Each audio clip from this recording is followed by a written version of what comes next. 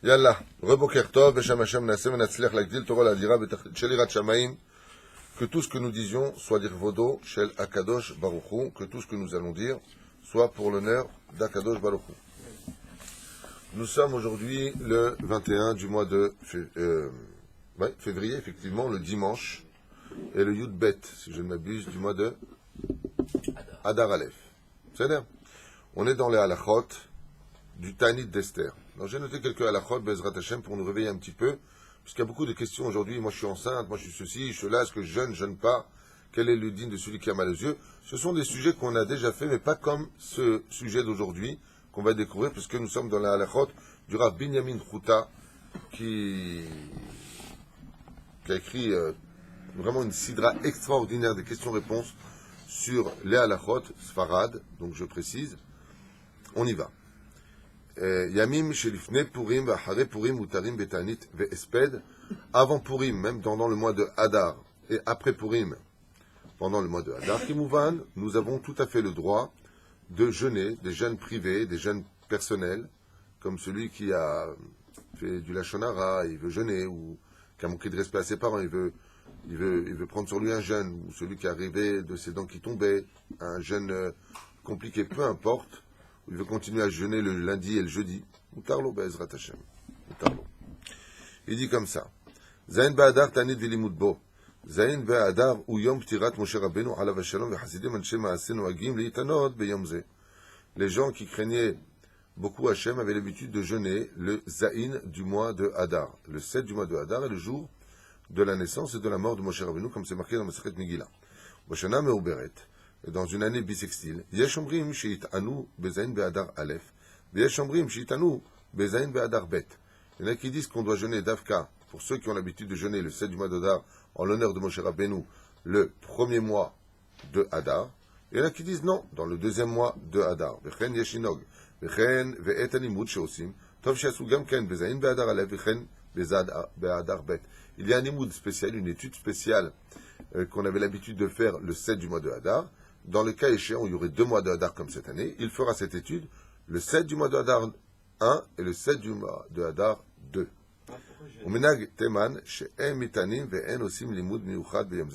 Les Yéménites n'ont pas l'habitude de le faire. Je voudrais aussi en profiter pour répondre à une question qui m'a été posée déjà 6 fois par des gens différents. À quel moment on fête notre anniversaire quand on est né au mois de Hadar par rapport à ces 2 mois de l'année? Alors je vais répondre de façon simple, claire et précise. J'espère que tout le monde l'enregistrera pour comprendre. Si le jour de ta naissance, s'il n'y avait qu'un seul mois de Hadar, imagine que tu es né en 76, 80, peu importe, ton anniversaire tombera le 2e mois de Hadar. C'est pas compliqué. C'est clair? Si le jour de ta naissance, tu es né toi-même dans un mois, dans une année bissextile où il y a eu 2 mois de Hadar, étant donné que maintenant on retombe dans une année bissextile, comme c'est tombé pour toi, ça tombera cette année. Je m'explique. Si tu es né par exemple le 10 du mois de Hadar Aleph à ta naissance, le 10 du mois de Aleph, Hadar Aleph, ce sera ton anniversaire. Si tu es né le 21 du mois de Hadar Bet, le jour de ta naissance, c'était une année bissextile, tu fêteras ton anniversaire tout simplement. Le 21 du mois de Hadar Bet de cette année. C'est clair? Net? Donc on ne fait jamais son anniversaire dans le mois de Hadar Rishon, dans une année bissextile? Comment tu peux dire une telle chose? T'as pas compris, pourtant j'ai été clair. Alors je reviens en arrière. C'est pas grave, des fois il m'arrive d'être pas tellement clair. Dans quel cas on fera toujours dans Hadar Bet, si on veut faire son anniversaire, uniquement dans le cas où tu es né dans l'année de ta naissance, où il n'y avait pas d'année bissextile, c'était un Hadar normal. C'est tout. Donc si toi tu es né par exemple le mois de Hadar, et que dans l'année de ta naissance, il n'y avait qu'un mois de Hadar, tu feras le Hadar Bet, car le Hadar Bet vient en parallèle du mois de Hadar normal. C'est tout. Donc dans une année bissextile, où il y a un Hadar Sheni, on ne fêtera jamais son anniversaire Hadar Rishon. Nachon. À moins que tu sois né toi-même dans un Hadar Rishon. Voilà, c'est ça dépend de ton année.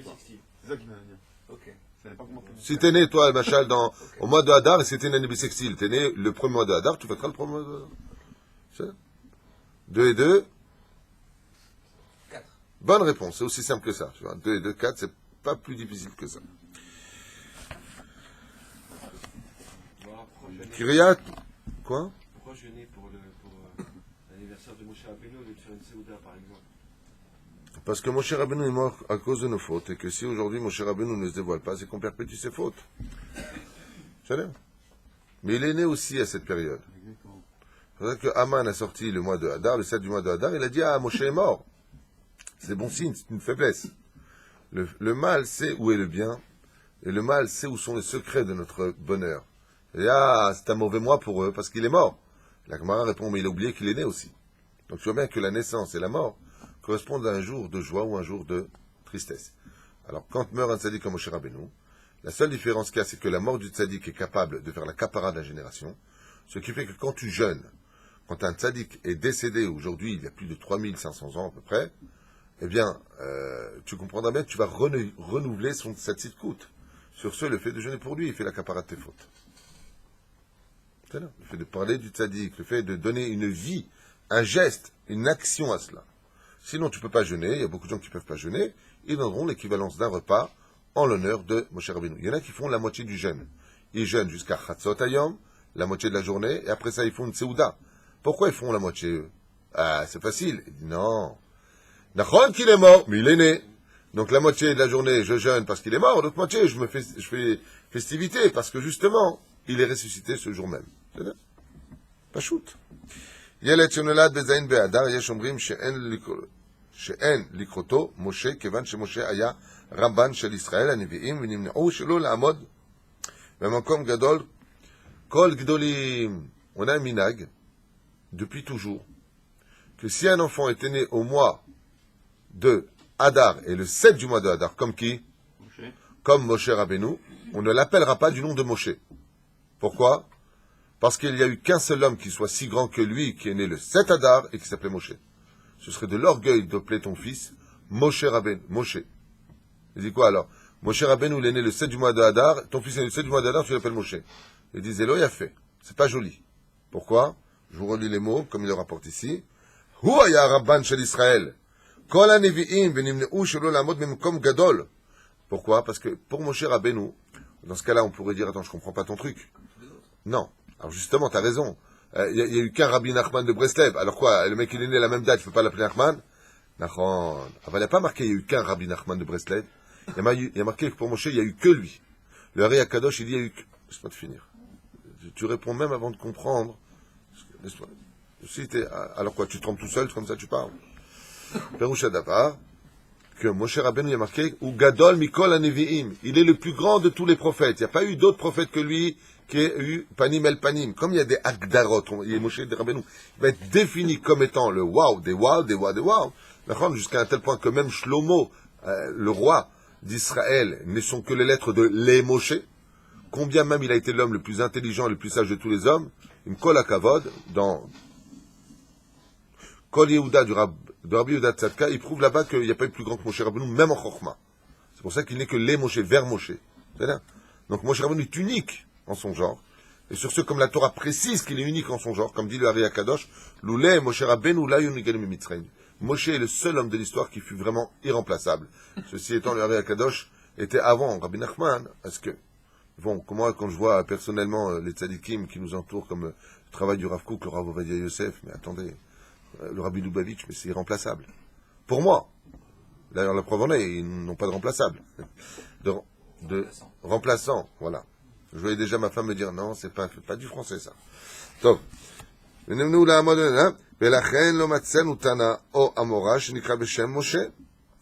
même ceux qui ont été constatés nés pendant le mois de 7 le 7 du mois de Hadar, n'ont jamais été appelés Moshe. Les grands d'Israël, sont devenus les grands de la Gemara, du Zohar, ouais, qui sont nés le 7 du mois de Hadar, n'ont pas osé s'appeler Moshe. Alors toi, tu t'appelles Moshe. Dans le cas de quelqu'un qui écouterait ça, qui a un fils qui est né le Zayin du mois de Hadar, et il est appelé Moshe, qu'il ne se prenne pas la tête maintenant. Pourquoi? Oh là là, tu portes... Non, Baba, Zemin Hashamaim. Si Dmin Hashem c'est comme ça, juste faire très très attention, mais tant qu'il dépasse le niveau de Moshe. Le pauvre. Akol Min Hashem, Akol Beseder. S'il a fait, il a fait. Ah bah si, maintenant que tu le sais, ne le fais pas. Vous avez là-bas. Les rabbins l'anagoun et Dekten. Et il dit de toute façon, il y en a aussi plein qui n'ont pas fait attention à cela et qui ont appelé d'Afka leur fils Moshe Rabbeinu, Belo Karatou. Donc dans les deux cas de figure, tu pourras ou le faire ou ne pas le faire. Mais c'est pas le faire, si tu l'as fait, il n'y a rien de grave. Ta'anit Esther, Zmanu Betamo. Beyud Gimel Be'adar, le 13 du mois de Hadar, Mitanin, Ta'anit Esther, on a l'habitude de faire le jeûne de Esther, Ve'ata'am, la raison pour laquelle nous le faisons. Aleph, Zecher le Ta'anit Mordechai Esther, en souvenir de Mordechai et de Esther, qui sont eux-mêmes morts, sacrifiés leur vie pour le peuple juif, même s'ils sont morts après dans l'opulence et la richesse et les honneurs. Maintenant, et la deuxième chose, pourquoi? Parce que Haman revient tout le temps au mois de Hadar. Vous verrez toujours nos ennemis réapparaître pendant cette période. Et pourquoi? Parce qu'étant donné que le mois de Hadar annonce la Géoula, dès qu'il y a la Géoula, il y a toujours Amalek.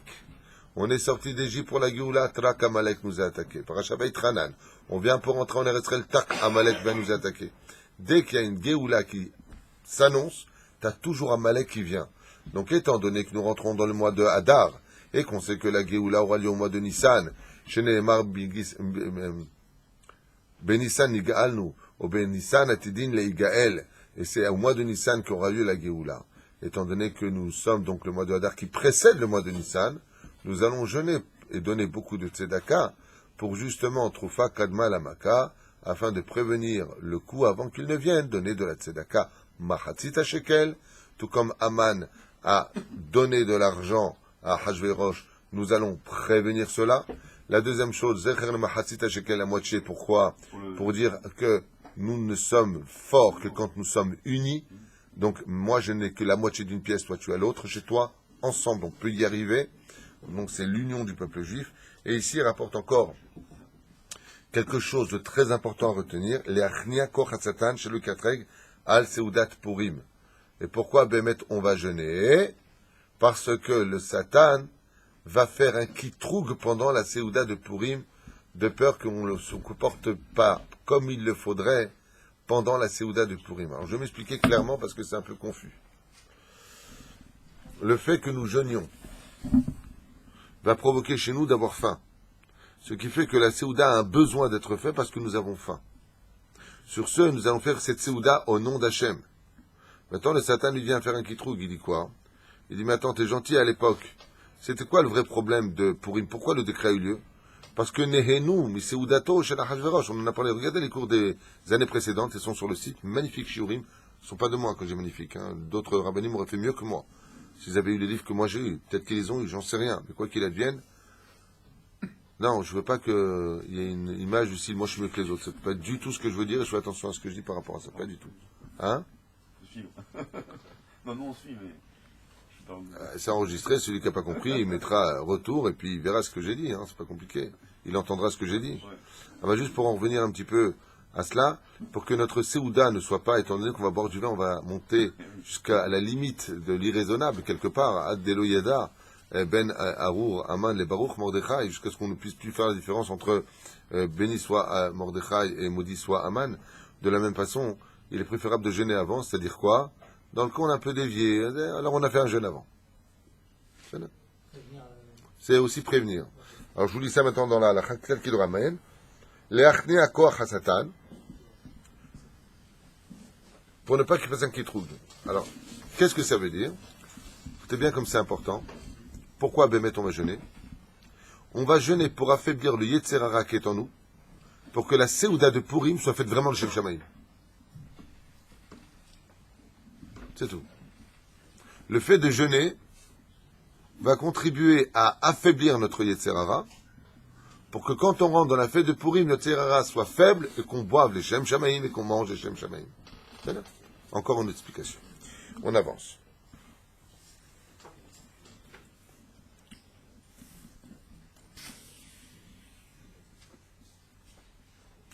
Bien sûr, pendant le mois de le Tanit de Esther, ce n'est pas comme le jeûne de Tisha B'Av ou de Yom Kippourim. Donc, qu'est-ce qu'on a le droit de faire? Je vous le dis à toute vitesse. La reine mutar leitrachez, vishmoa shirim vechadome, on aura le droit d'écouter de la musique, même le jour du jeûne, on a le droit de se laver. Veyom ta'anit en raoui lishmoa shirim, il y en a qui disent qu'on n'écoute pas de musique ce jour-là malgré tout. Ta'anit vemikel v'shimat shirim bechol ta'anit yashua al masheismor, vechule vechule, on a le droit de se brosser les dents, mais faire attention de ne pas mettre réveil d'eau dans la bouche. Juste comme ça, très très brièvement, le matin, si vraiment c'est difficile pour la personne, ou pour les autres surtout, t'as raison. C'est là.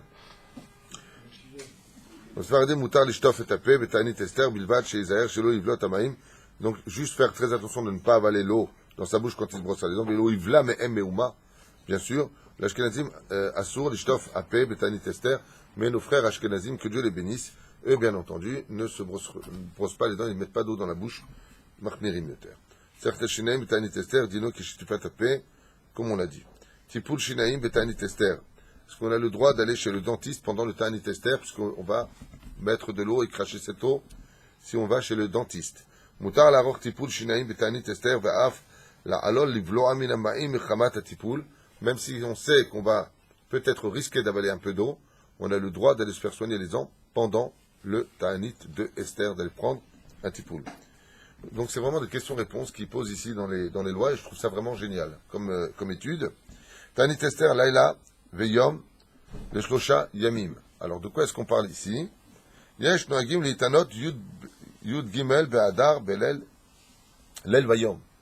Il y a des gens qui ont l'habitude non pas de jeûner comme nous on va faire de l'aube jusqu'à la tombée de la nuit, mais il y en a qui font le ta'anit d'Esther comme Yom HaKippurim, de la veille déjà. D'accord? Même Minaginuken, nous on n'a pas l'habitude de le faire. V'yesh mitanim ta'anit Esther shloshet yamim zecher le ta'anit shel Esther HaMalka. Il y en a qui en profitent énormément de cette période pour faire 3 jours d'affilée le jeûne d'Esther. Comme à l'époque de Esther et Mordechai, durant 3 jours, ils vont jeûner. Il y en a plein qui le font à Jérusalem. Yeshivat Bethel, c'est les spécialistes. Pratiquement toutes les semaines, ils jeûnent 3 jours d'affilée. Pratiquement toutes les semaines. C'est des personnes très âgées qui font ça. Mais eux, ils font ça pour faire le tikkun de la Brit Mila. Le Rav Israël là-bas fait un travail phénoménal par rapport à ça. Que Dieu le bénisse. Il lui donne la santé. Extraordinaire. Ils sont 70 personnes à peu près dans ce kollel. Et ils prennent sur eux toutes les fautes des Brit Milot du peuple juif partout où ils sont. Et ils font c'est terrible. Ils jeûnent 3 jours d'affilée, après ils montent dans le Golan, dans la neige, ils vont faire les tikkunim, rouler dans la neige pour les enfants d'Israël. Des trucs de fous pour atténuer, soigner, réparer les fautes du peuple juif. Des vrais tzadikim. Incroyable. Moi j'étais plusieurs fois les voir. Tu vois vraiment des personnes très âgées qui le font. Et ils vont très bien. Ils te regardent, style, ils te prennent une chaise et ils te lèvent avec un doigt. Pas de problème, quoi. Dieu donne de la force à celui qui en a besoin. Tov. Ok, on avance. Une femme enceinte ou une femme qui allait, doit-elle ou pas faire le ta'anit de Esther? Réponse. C'est pas aussi simple que ça. Hein. Il y a plusieurs déotes. Alors on va écouter. Et là, avant de continuer, quand on dit 3 jours, c'est bien 3 jours sans manger le soir. Absolument. Voilà. C'est 3 jours d'affilée, jour comme nuit. Il y a des gens dans cette communauté qui l'ont déjà fait, il y a des gens dans ma famille qui l'ont fait 3 jours d'affilée. C'est facilement faisable, ne croyez pas que c'est impossible. Hein. Tu manges bien avant, tu bois 3-4 litres d'eau, tu fais le jeûne sans problème. Et je peux même vous dire que tu perds 7 kilos, c'est très simple sur la balance. 3 jours d'affilée sans boire et sans manger, en 3 jours tu perds 7 kilos. Avant, bien entendu, il est interdit de faire ce jeûne sans petit 1, avis rabbinique, petit 2, avis médical. Le mec, il vient voir demain, il veut dire, tu sais quoi, je veux le faire, ce jeûne qui répare la Brit Mila, il n'a pas le droit de le faire si son rave ne lui a pas donné le OK. Tu fais pas des choses comme ça tout seul. C'est là.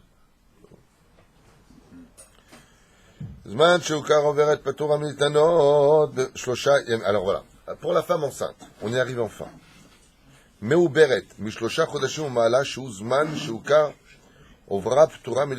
femme qui est enceinte, d'accord? À partir des 3 mois où elle est enceinte, elle est déjà dans l'interdiction de jeûner pendant ces jeûnes-là. Mais si elle est avant les 3 mois, elle est concernée par le problème.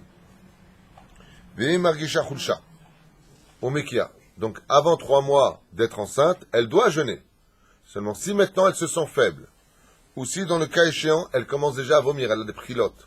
Hop, ok? Av vepachot mishlosha chodashim, donc avant les 3 mois, elle sera quitte aussi de jeûner dans ce cas-là. Umeorom beroet mishlosha chodashim, une femme enceinte depuis 3 mois. Yesh omrim rak im mitztaeret ptura. Yesh omrim av she'ena mitztaeret ptura militanot, vechen halacha. On va pas rentrer dans les détails. Il y en a qui disent que si vraiment elle veut vraiment jeûner, elle peut jeûner, elle se sent forte. Bertolda, elle a de la réserve. Si vraiment elle n'a pas trop de ça, elle pourrait jeûner. Il y en a qui disent même dans ce cas-là, les sages t'ont dit après 3 mois, t'es enceinte, pourquoi tu jeûnes? Alors ne jeûne pas. C'est ça. Menika ptura militanot afilu mishepaska milaanik im margisha chulsha ptura militaanit ptura kol isrim ve'arba chodashim. La femme qui est en train d'allaiter, elle est quitte de jeûner pour ces jeûnes-là, à part Kippour et Tisha B'Av, bien sûr. Même si maintenant, elle a cessé d'allaiter son enfant, et qu'elle est encore dans les 24 mois après l'accouchement. Dans ce cas précis, elle sera quitte de jeûner si elle est faible. Mais maintenant, elle a arrêté d'allaiter, et franchement, elle va très bien. Elle fait du sport, elle va très bien, pas de problème. Même si elle est dans les 2 ans, si maintenant elle n'est pas faible de cet accouchement ou d'avoir allaité, elle sera tenue de jeûner si elle le peut. Si elle te dit non, je suis fatigué, je suis pas bien, j'ai allaité, j'ai fait arrêter d'allaiter il y a 2 mois, et qu'elle est encore dans les 24 mois depuis sa naissance, soit 2 ans, si elle ne veut pas, elle ne peut pas, elle est quitte. Mais si elle te dit, écoute, la vérité, ça fait presque 2 ans, donc elle n'a pas fini les 24 mois, je peux tout à fait jeûner, jeûne. C'est bien de le faire. Yoledet b'chiyuv ta'anit Esther. Une femme qui accouche kosh loshim yom miledata ena mita'ana ta'anit Esther. Une femme qui a accouché, qui est dans les 30 jours, ne jeûne pas. Elle n'a pas le droit de jeûner pour le ta'anit de Esther. Av she'ena chulsha. Même si tu dis, non, mais je vais très bien, écoute, c'est mon 10e habitude. Ok? Assur la leitanot. She'ena resha'it lachmir al atzma leitanot. Elle n'a pas le droit. Et si elle le fait, elle n'aura pas fait une mitzvah minavera. V'im ena margishatov, av lachar shoshim yom, veledata ena mitana. Et bien sûr, si elle est dans l'année, une fois qu'elle a accouché, à plus forte raison, parce qu'on vient de le dire, elle sera quitte. Metapelet bechiyuv ta'anit Esther. Mazé metapelet. Metapelet, c'est Slicha, non metapelet, excusez-moi.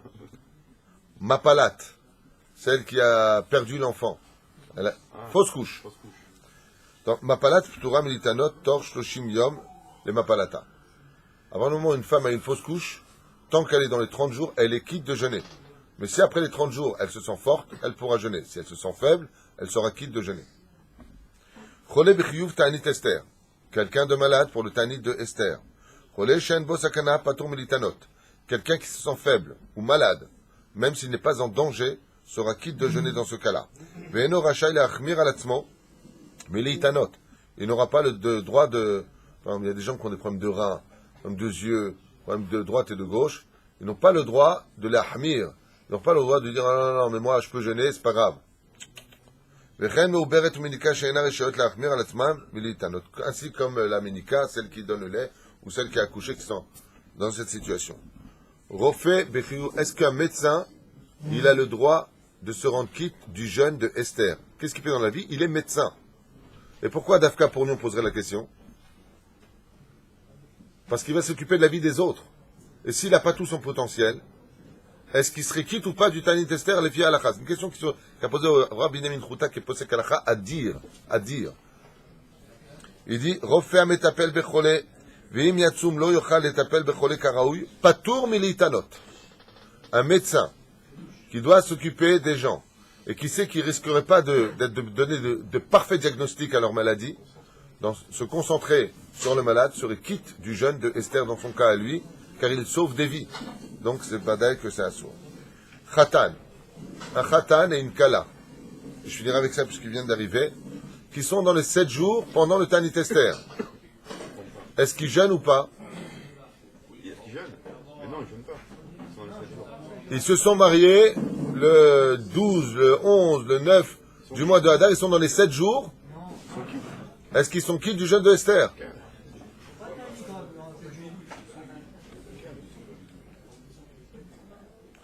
Alors je vous lis la halakha, comme ça vous apprendrez. Khatan dans les 7 jours, même si c'est remarié, même si c'est un deuxième mariage. Pourquoi il n'y a pas le Sheva Brachot? Deuxième mariage, sauf si sa femme elle a jamais eu de mariage avant, bien sûr. Ouais. Shiva yemei hamishteh lachen ba'alei abrit mila, et ceux qui sont dans la brit mila, she'em avi aben asandak, ve'amoel yesh omrim she'enam reshaim leitanot, ta'anit Esther v'chen halakha les Sfaradim. Nous on jeûne pas les Sfaradim, s'il est dans les 7 jours de Khatan v'kala, les 7 jours de Mishté, il ne jeûnera pas pour le Tanit d'Esther. Maintenant, quand est-ce qu'on fera la Seouda de la Brit Mila? C'est une Seouda de Mitzvah. Quand est-ce qu'on la fera? À la fin du jeûne. On laisse la Seouda de côté, on la consommera à la fin du jeûne, parce que vous savez que c'est une très grande Mitzvah de manger quand il y a une Seouda de Mitzvah Brit Mila, puis il y en a ben. C'est ça. זהו. ויש אומרים שמותרים גם כן לאכול, וכן אומרים, אותך, זאת אומרת, תענית, אוקיי. פדיון הבן, דינו כברית מילה וכהן, דינו, וכן כבעלה הברית. C'est pareil pour un pidyon ben, dans son cas à lui. אין לקהל תוך 7 ימים משתה להתענות תענית אסתר, כדי שלא תתגנה על... Et pourquoi la kala maintenant, écoutez bien, אין לקהל תוך 7 ימים, ימי משתה. Pourquoi la kala d'Afka, elle aussi, elle ne jeûne pas? Très très important de lire ça. Écoutez bien comme c'est beau la halakha, comment on a une Torah de vie magnifique. Hein? Non. De peur que si elle jeûne ce jour-là, elle ne plaise pas aux yeux de son mari. Elle devient pas assez jolie. Tu sais, le mari, Megouné, comme est marqué. Vraiment, on a une Torah merveilleuse. Baruch Hashem. Leitanot ta'anit Esther, kedei shelo titgane al ba'ala mechamat chulshat v'rifion gufa mechamat ata'anit ve'im achatam mechasim la leitanot rachai. Non, t'es belle comme ça, mais si, dans les 7 jours, comment l'importance pour une femme de plaire à son mari, de se faire belle pour lui. À ce point-là, elle nous dit, pour ça que la Kala, elle aussi, Vadaï, de son côté à elle, elle est quitte de jeûner, car très important de s'aimer et de se plaire l'un et l'autre.